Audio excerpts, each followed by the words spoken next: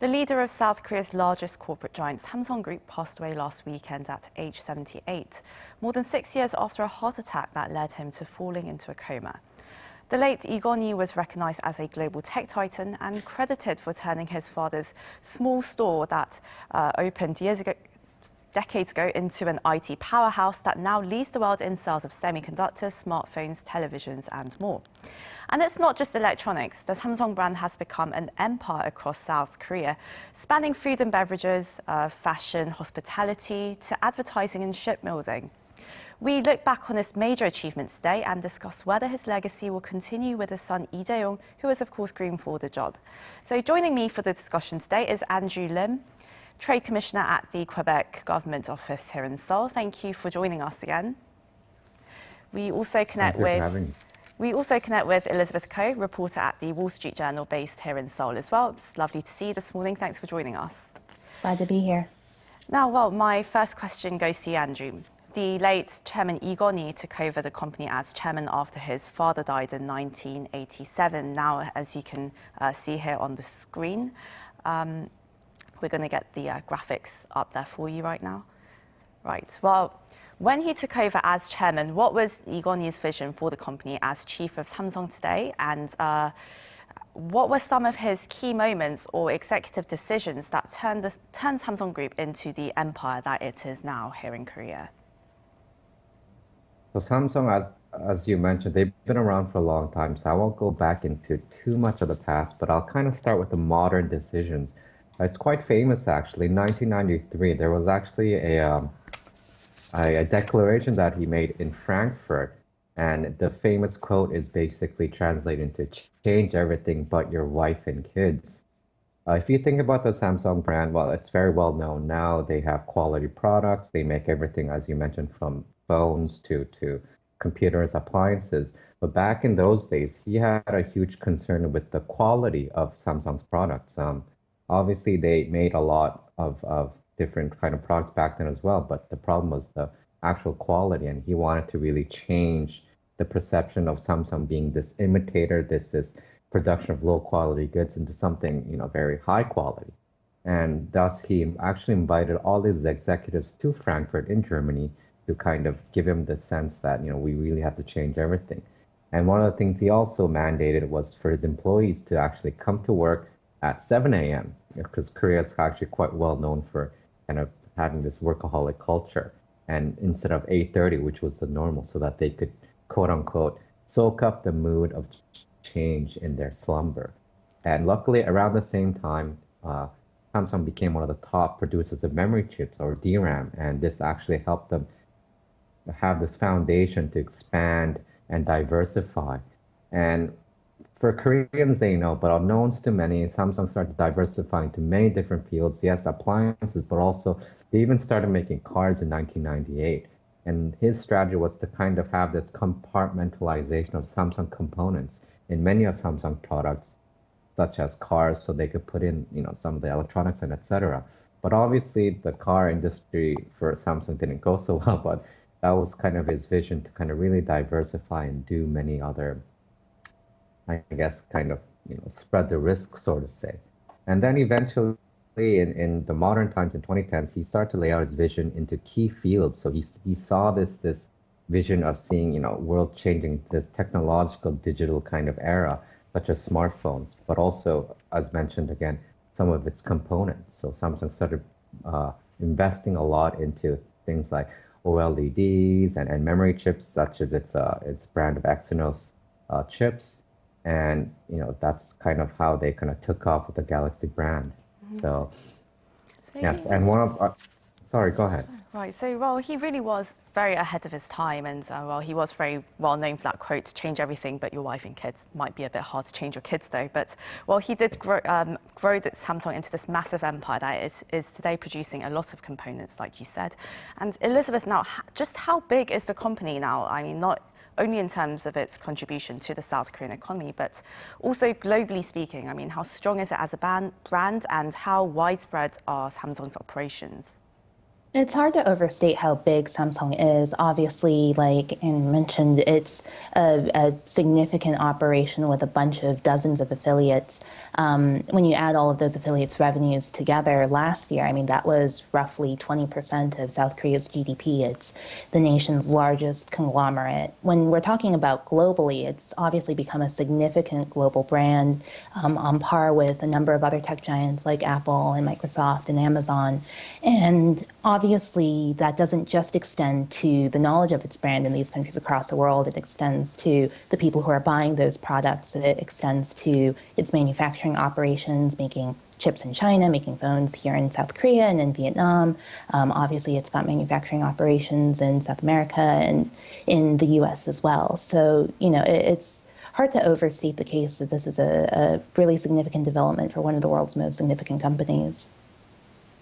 And Andrew, now Samsung, it's really a very strong example of top-down innovation. And well, how did Lee Kon-hee demonstrate that through his leadership? And what were some of the key technologies that really helped Samsung make that leap from a fast follower and, it was a producer of rather cheap electronics, but now it's a first mover and it's really innovating. So how did it make that big transition? So, as I somewhat mentioned, he kind of was this visionary and kind of focused on some of the key sectors that he knew that would grow, such as smartphones. And so to say, he kind of realized, the waves of globalization is happening. So he started, I guess, securing a lot of the supply chains and compartmentalizing some of the Samsung's components. And one of the key things that he did to kind of show his innovative side is he reached out to every corner of the earth and he kind of established numerous kind of sort of quote unquote research centers around the world to attract the best and the brightest because he realized, yes, we have great talent in Korea, but also we need to adapt to other business environments and cultures. So just to give you quick facts, currently Samsung has approximately 14 R&D centers in 12 countries, and they're very focused on AI. So they even have 7 AI dedicated centers in Korea, US, Canada, UK, and Russia. And obviously, I work for the Quebec government, so I do have to mention there is an AI dedicated center, Samsung AI Center in Montreal to hire the best talents because Montreal actually has a great AI ecosystem. So he realized he needed to integrate Samsung not just from Korea to outside, but also from the outside to Korea as well, because a lot of the business environment is different. So as Stephanie mentioned, in 2010, actually some figures, quick facts is Samsung, as Korea is well known for R&D, Samsung is kind of piggybacking off that, or maybe we could say they're at the forefront. So back in 2010, their R&D spending was approximately $6 billion USD, but in 2019, it ballooned to $18 billion, which is actually quite big. And Korea in itself spends around 4 to 5% of its GDP on R&D, which is one of the highest in percentage-wise. And Samsung took a huge, I guess, they kind of integrated themselves into that. And one of the things they created is actually something called Samsung C Lab or Creative Labs. This was an initiative by Lee Kon-hee back in the late 2000s. And what this kind of allows is to have Samsung internal employees kind of go into this kind of startup-ish ecosystem and take the risk and create their own kind of prototype in terms, it could be usually IT based, it could be for pets or it could be for television, etc. And this actually paved the way for Samsung to kind of show its innovative side. And a lot of these things were actually shown, as we will mention later, in trade shows such as Consumer Electronics Show in Las Vegas. And another innovative kind of factor that Samsung is really focusing on, which Stephanie might mention a bit later, is its foundry business, which I'll roughly mention.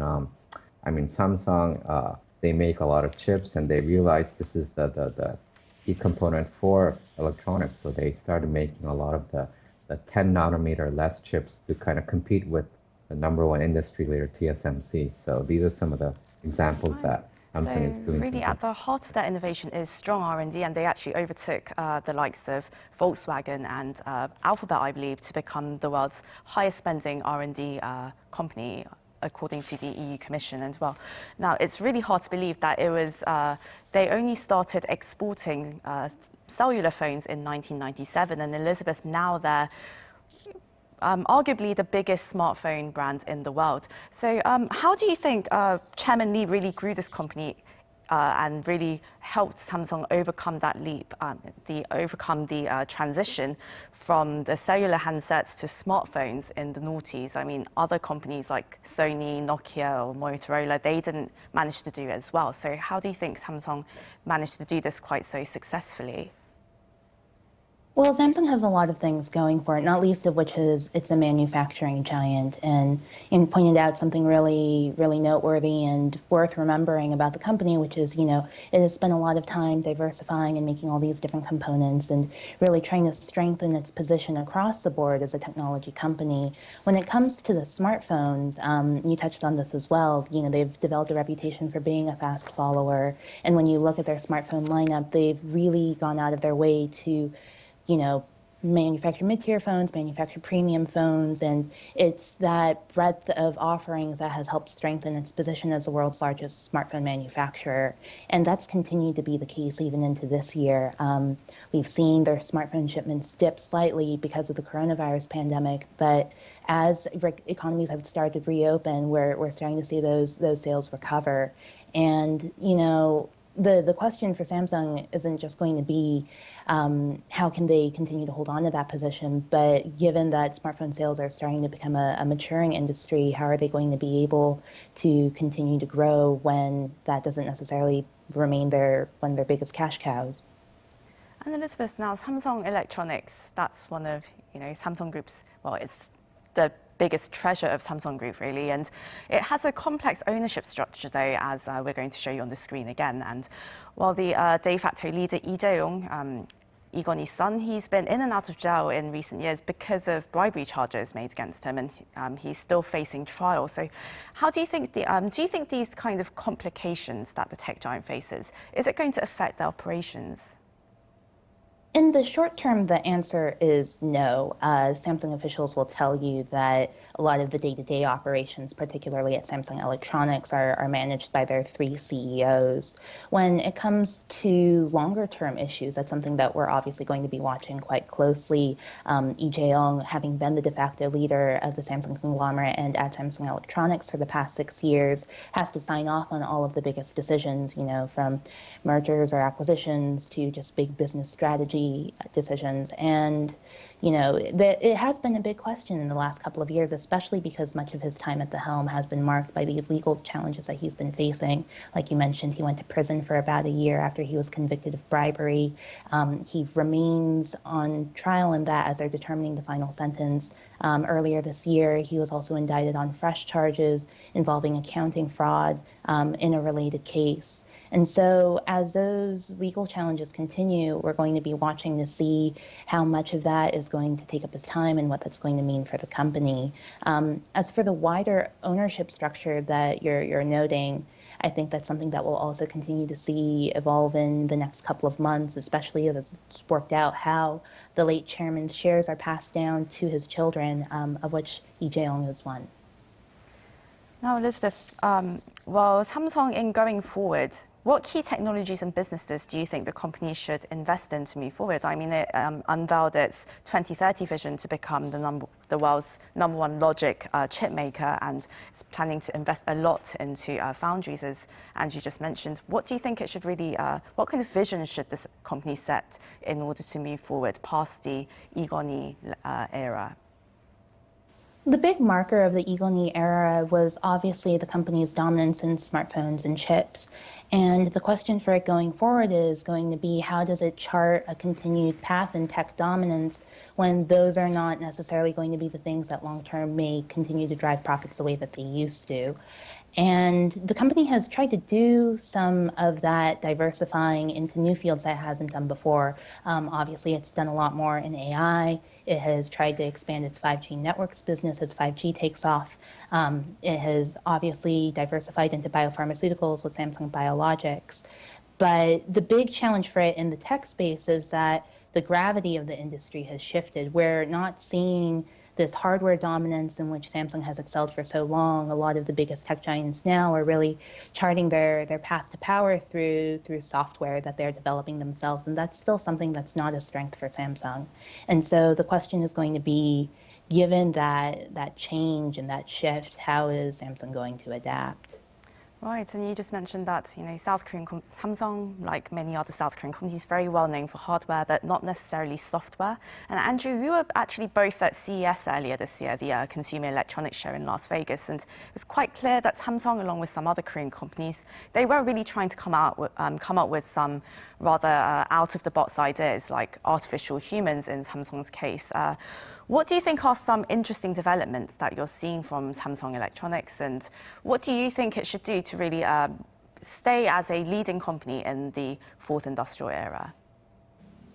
Yes, so as Stephanie mentioned, actually, yes, Samsung has, advanced itself a lot in some of the obvious products, smartphones and all those things, but they're kind of a cash cow, so to say. They're semiconductors, that all these phones, etc. The market's actually being quite saturated, so they really need to kind of start expanding into other areas, and they've been doing to a certain degree, such as battery technology, because everyone knows, I mean, that's the kind of the new way forward in terms of sustainability.